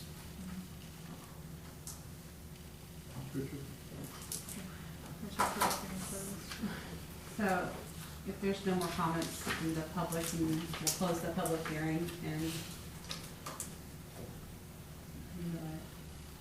recommendation or comments from The original ordinance, one of the ordinances that we looked at, the Higginsville one, did allow 6 chickens per lot size. But if you had 3 lots and they were all under common ownership, you could still only have 6 chickens. So I know that's where we came up with the 6. But that did make it more, where more people could have their chickens. So, That's something we want to look at. probably pulled at my heartstrings a little bit when I said the FFA kids, but I understand from their point of view that it's a little bit difficult in a town like ours to just, we are kind of ruling them out. I don't know if we have any middle of the road options, but I mean, we The technically are. majority of lots are I don't know what, a third of an acre. I don't know how big the lot sizes are. 30,000 so, feet, 3/4 of an acre. Yeah, So, I mean- my lots, I'm guessing Most mine's lots are 12, 20, 6,000 25. square feet. yeah. That's probably what you are. I mean, like, my lot's 100 by 150 feet, I think so you're I good. know. I think there's gotta be a compromise in here somewhere, because I don't believe we should. I would be okay with a small amount, So that's you know, Probably we 6 could or rule it out. something, but I don't think. I mean, I certainly want a don't huge want amount. to, I don't want what we have had going on to continue to go on. Do you want to look at like a sliding scale, if you have at Uh, least this much square footage, you can I have 4 think- chickens? I think we should stay away from a sliding scale. Okay, That's one that's of where the we got in things, trouble. that's one of the things why we're here, is because our ordinance, It's too Yeah. great. rating is too complicated and it's painful. Okay, So, as far as people having chickens, that's fine, they get in my yard, I'm having fried chicken. I was in that buffet and I grew up, there's no problem. I'm an old farm boy, I have no problem with the chickens, but bottom line is, we're not gonna have foghorn leghorn, which is the roosters, we've taken care of that, but to me, it's gotta be simplistic, whatever we do, right? Does that make sense? I mean, we don't wanna create. An average lot's gonna be 15,000 square feet or less, so a third of an acre. Okay, so, So say what if you had 2 chickens on a third of it, for 15,000, up You to know- 6, that there, no more than 6, you know, even if you had I'll, 10 I'll, lots, you know. I'll say this, due to the ordinances that we have and people in their backyards and all the stuff we have problems of, these people that, and there's great people that take care of their, just like we talked about Ed West, and came to the animals, we were talking about in a board meeting, about, animals and tethering. We have people that do a great job, we have some people that have children, shouldn't have a fish, let alone children. And so we have a problem with a lot of stuff that we're cleaning up in town right now. And so we have to have some provision that if it's creating a nuisance and smell, because there's a reason there's 400 feet, because I don't wanna be in my backyard, not me so much, but somebody could easily say, I don't wanna be in my backyard and smell chicken shit. I mean, That's a something legitimate you've gotta concern. think about, and because that's a fact. That being said, I've got more than 30,000 square foot, I can have a horse, chickens, all that. Don't, nothing against them, I'd rather buy the extra stands or whatever, they raise them for me. But the point is, I think that's what the problem that we have to consider is, just because it's we give somebody the right to have a chicken, does it then impose upon somebody else that has to do her in their backyard, or somebody that moves in or has chickens, in small, look, there's some subdivisions, and some of those subdivisions do not have, don't have a code that you can't have all, any kind of livestock, fowl. That being said, I'm just saying, that's where work as a board of aldermen, we're gonna be having to deal with those complaints, and as a police department, we'll have to deal with those complaints. well, those are listed, I mean, there's, regulations about the odor and the noise Okay, and all of that. so I'm okay as long as we have enough in there that we have something we can I do mean, about it's it pretty, at I some mean, point. we were pretty Right. detailed as far as the types of enclosures and the odor and, So I do we mean, we're wanna almost more start? detailed on this so- than we are on some. so I other would be ones. fine It's with tiers. saying a small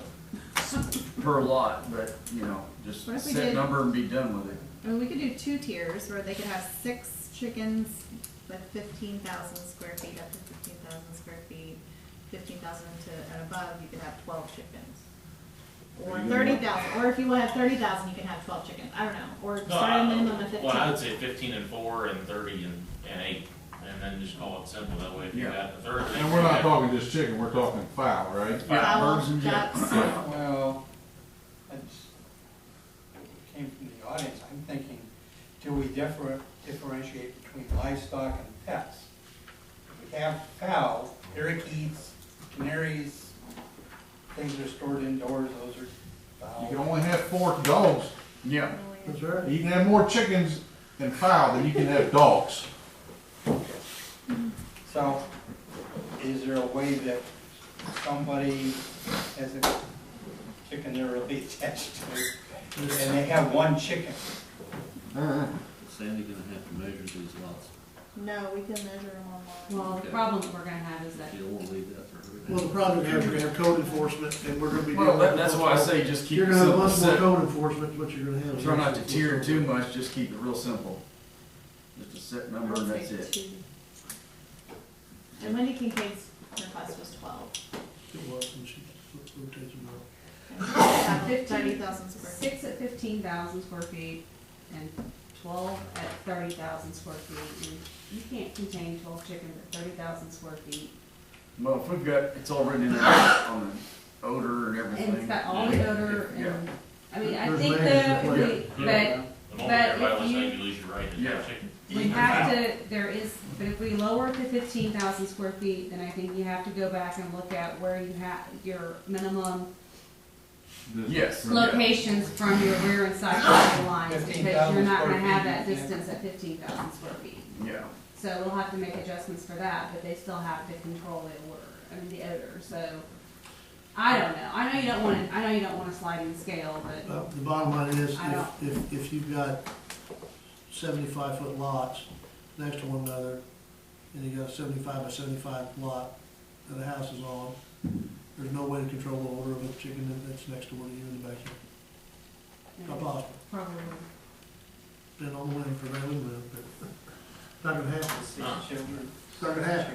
I mean, it's essentially the same deal in our subdivision, we moved there, yeah, there's covenants against it, but I'm still gonna smell John Angel's cows across the road. That's right. You choose where you live. Sure. So what should those distances be?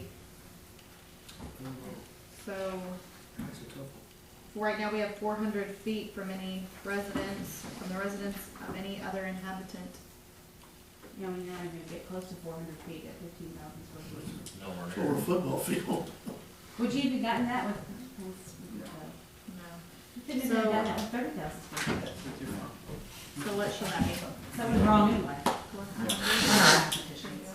I don't think I don't know if anything, we 100 can- feet from the front yard and 60 feet from the side, you're not gonna get it. Yeah, No, some, you can't. some backyards aren't even 60 feet. No, a lot of them 25. Yeah, 30. 25 or those, 25 in front and yeah, some of them are 30, 30. 30 in the back, yeah. Yeah, so, So 10? 10 from the back property line? yeah, do it kind of like a little shed type thing. Yeah. Keep it on little setbacks like that.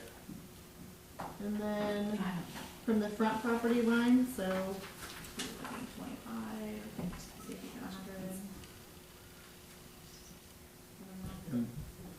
I don't think you should even be able to have them in your front yard. Yeah. No, you can't, no, nothing in the front yard. I Yeah. think it's from the, so if you, so your setback is at least 25 feet, and then whatever the depth of the house is. Can't come up past the back corner of the home, Can't be, okay. the Yeah. house, the Yeah, dwelling. Looking it has behind to the be house. past the back, yes. It's wherever your, Yeah. wherever 10 your feet from sidewall their ends, side that the property chicken line. coop can't come before that. Under the current definition, that's a rear yard. Right, Yeah. right, it's gotta be kept in the rear yard, yes.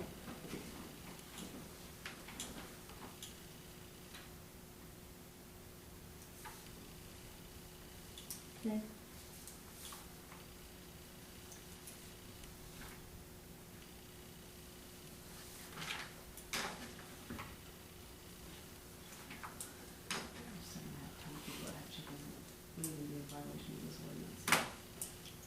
That's what it's supposed to be. I mean, there's still, I mean, even at 15,000 square feet, several that have chickens that would still be in violation of this ordinance, so. Oh, absolutely, yeah.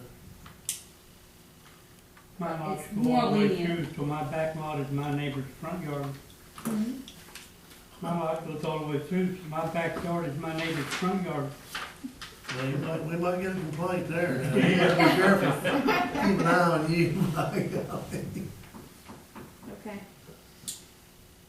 Put them over in the storage buildings. Yeah.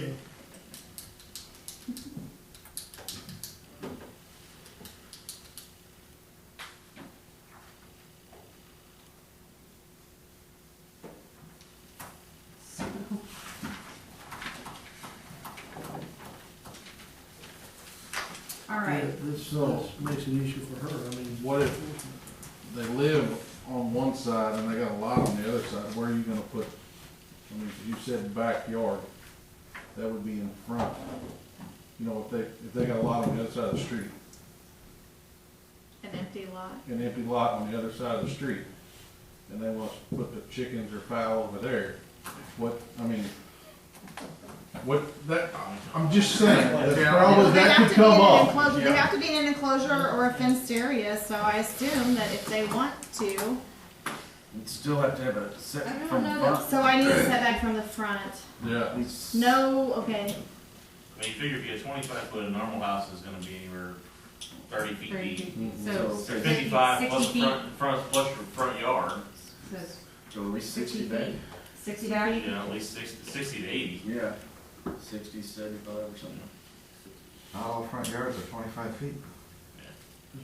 I know well, one. they may not meet the requirements. I don't think my house would meet these Oh, requirements. no, now I can see these pop-up chicken yards. But they Well, can't and breed lots. them. And then under enclosure, we need to make sure we take side yard out of the word under enclosure. Right. That's good. Can I ask a question? Yes. What's the average size lot in Centralia? I would say you would be a Depends quarter on and a what- third, but No, I mean Depends on- feet wise. I'll It say- depends on what oh. part of town you're in. I mean, older parts of town, they have, they're 50 feet by 100, and some Like bigger mine's ones are 50 by now, 120. yeah, so some are now, you Yeah, know, like 94 100 feet by wide. 150, it just really depends. Yeah, I was just Like curious because 200 you were by saying 100. 50 or 60 or 80 I feet. think I'm most sitting there new, thinking, well, how deep is a lot, average lot in Centralia? probably. So if you say probably 80 50 feet from the feet. front, I think you say Deep 10 is from the probably back. 100. Well, I think 60 probably, I think 80 might be too much for a lot So I of think lots. 60 is You know probably. what I'm saying, if you do 80, I think it'd be too far for the lot size. I know in like 60 town, it's like probably, I don't 100 know. feet deep, so. Yeah. Yes, some of these right here with the alleys and stuff, they are Yeah. pretty deep. Okay, so these are the changes I have to make. In section 1, it will say 6 fowl shall be permitted for each lot with a minimum of 15,000 square feet and 12 fowl for a lot with a minimum of 30,000 square feet. Is that I would right? say no more than 12. No more. No more than, yeah. Should we word that from 15,000 to Yeah, yeah, but 30,000 square that's the other thing feet, there. You can, 6? No more than 6, or, so they don't think that that's like, oh, if I have 15,000 up to 30,000, I can go from 6 to Sure. work my way up to 12. Yeah. That So- eliminates Keep the that, you know what I'm sliding saying? scale out. So for lots So- with them, you know, see what I'm saying? So you want to, Does that like make sense? 15,000 to Yes, you put maximum. 29,999. So you want to have 3 chickens, you can, but you can have Square up to feet. 6. So Equals from six. for lots with a minimum of 15,000 square feet up to 30,000 square feet, you can have a maximum of 6 chickens. Lots with a minimum of 30,000 square feet and above, you can have a maximum of 12 chickens. yeah, Okay. that And way, that somebody keeps says, I don't people have, from I got 10 acres, having I want this 9.5 Well, chickens. well, that's what we're dealing with. Yeah. So We 12 is the divide most. chickens in. That's the max. Makes it very clear. Okay. So section 4-41 would change the same way. In A, and then C. Subsections A and B of this section shall not apply when chickens are kept 400 feet or more from a residence or inhabitant. So that's just saying that the I don't know, I feel like we should strike that altogether because we want to limit it. Yeah. Yeah, I would. Oh, well, if you're, okay, so if they're 400 feet, well, that's just saying, if you're 400 feet from somebody, You can it's have, such a distance that You can have it 50 can't be, yeah, it's saying, That's back to original. you gotta be outside On town. the fair football field. yeah, so I think we should strike that because that's saying that you can have as many chickens as you want as long as you're 400 feet in your, so Right. it doesn't apply. Yeah. Okay, the next change would be in section 4-43, C3. Hen house, chicken truckers, and chicken pens must be located at least 10 feet from the rear or side property lines and at least 60 feet from the front property line Yep. and must be kept in the rear yard. Yes. You want all of that on And there? that's, yeah, in that same section, under section A, we got securely fenced rear or side yard. If under supervision, should we take the side yard out on the first paragraph? Oh, Because yes, if we're forcing them to put them in the rear yard, yeah, we don't want to give them a spot here where they can put them in the side yard. yeah. Lynn's got a question. Where is that? Yeah. As Number per 2 pass- under C. as No, per it's 4-43 enclosures A. It's in the like the last part of that first sentence. I don't know if it was intended that you could put him in the side yard or if only if you were watching him, he would be in the side yard. but Right, something there just Nobody's needs to. just standing there watching it. Oh, it's down on C, 2 under C also, it says side yards. Oh, okay. The way the building codes have been interpreted, and I presume Heather is still doing this, a chicken coop is a structure, it requires a building permit. Yes, it And is. therefore would have to comply with the normal setbacks required as a minimum. Same as a detached Just like garage a or little storage shed or shed or something It's like a type, that. they call it the So type that's of use. simultaneous to whatever standards you set here. Yeah, it's a type of use structure, utility, and it falls So in if ag it's a- buildings, carports, chicken coops, Even whatever. if it's on bare ground. Yeah, it's got a, What about the chicken tractor though? So then I don't Well, know. I don't know that, I don't know. They shouldn't. In the rear yard here, because it's already there. They're at least stuck in the backyard though. Yeah, I'll take that out. The county require permits for upper and swimming pools. yeah. Okay. How many goats can I have in my backyard, so I don't have to mow? All right, was that it on there? I think so. All right, All right, we have all the changes then? and then I think on the next page, very top, E, it says subsections A through E shall not apply if they're within 400 feet, so I can strike that as well. Yep. Okay. And then there were some numbering issues. I'll change that. Section 4-44A, if I catch a chicken at large, is that fair game for fried chicken? No. Does it require a hunting license? You just come hang out at my house, Okay. we'll find one. If you can catch it without shooting it, more power to you.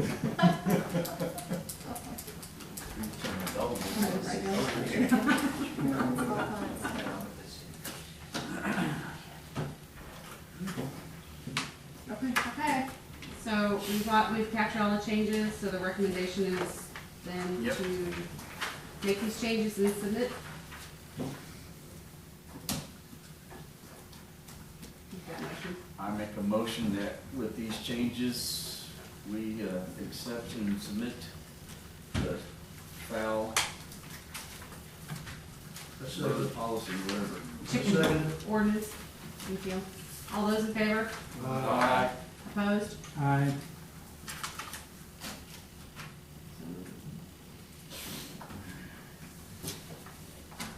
All right, I think.